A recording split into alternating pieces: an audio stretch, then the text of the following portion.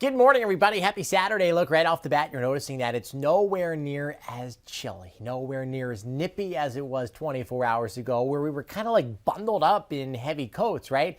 Right now, we're at 54 in Hamilton, 56 in Vineland, 56 in Trenton along the Northeast Corridor into Edison, 57 in New York, and that's because we have our winds shifting out of the south, and you're going to notice a difference in our high temperatures come this afternoon as we're going to probably top out in the mid and upper 70s out there. Our dew points are on the rise, and you're going to see these numbers get into the 60s, I believe, later on. It's not oppressive. It's not crazy humid. It's certainly not tropical, but it's going to be a wee bit more noticeable than where we've been.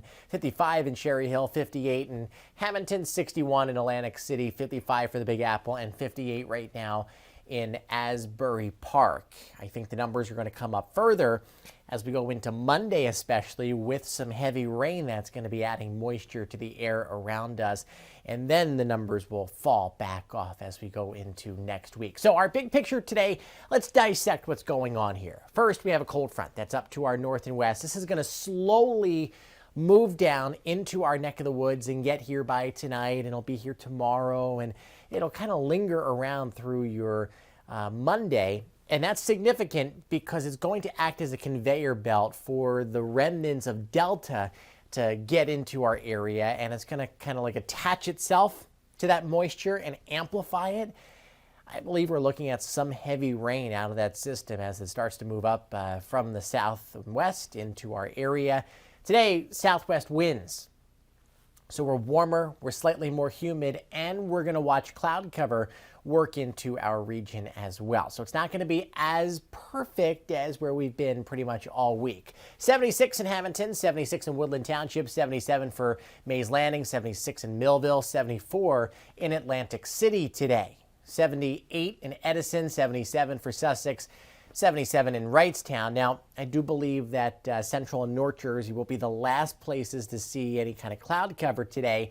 High, thin cirrus clouds at first, and then they'll try to thicken up, but you're really looking at those cloudy skies dominating overhead tomorrow. So for tonight, clouds and some stars around 60, warmer temperatures for sure.